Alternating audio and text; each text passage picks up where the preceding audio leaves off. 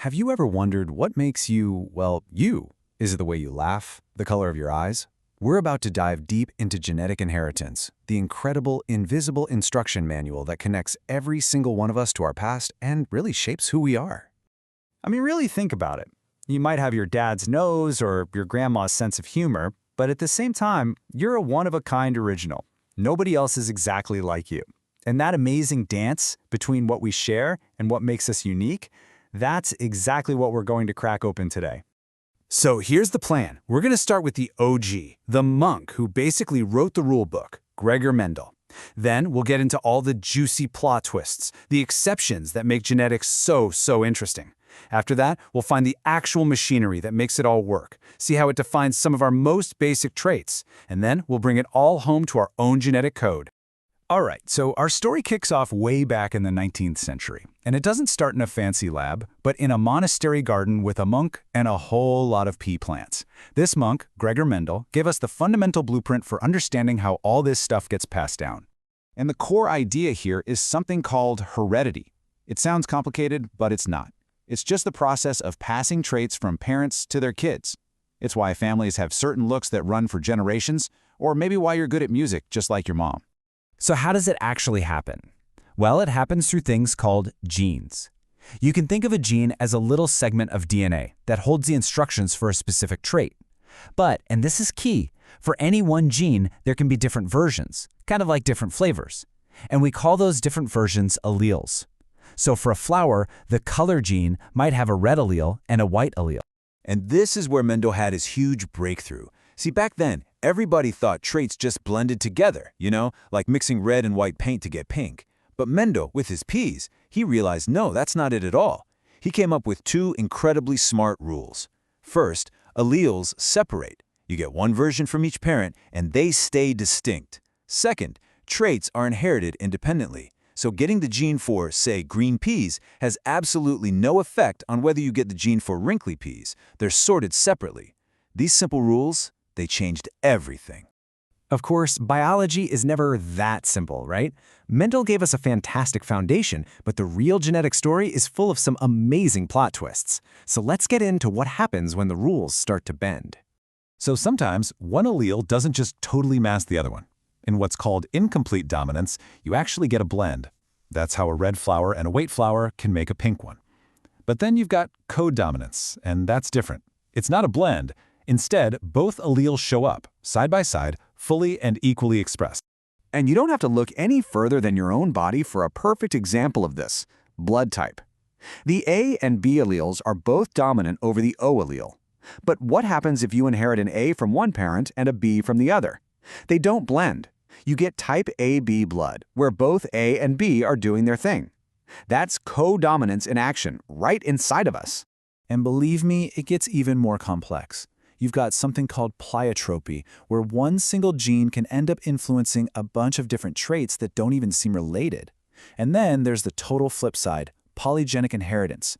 That's where a complex trait, like your height, isn't decided by just one gene, but by many different genes all working together.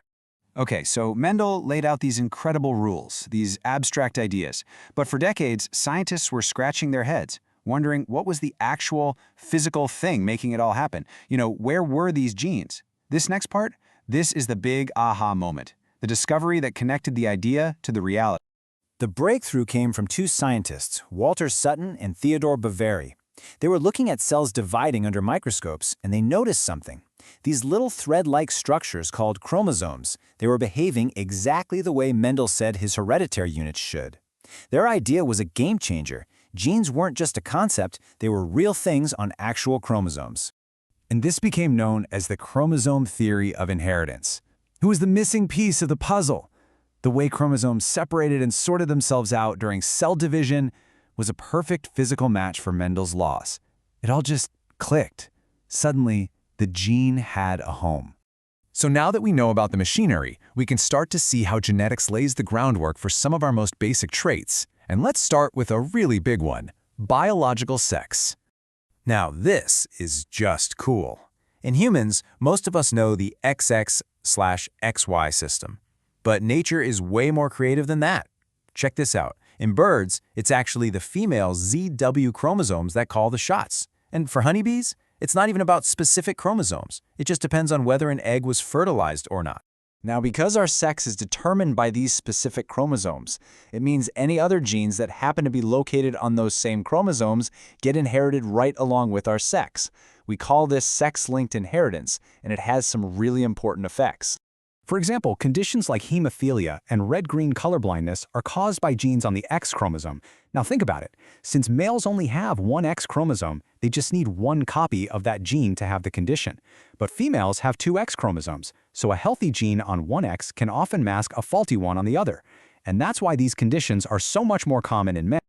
And this all brings us to our final section for today, taking a look at how small errors in our genetic code can lead to disorders. This is, without a doubt, one of the most important reasons we study genetics in the first place.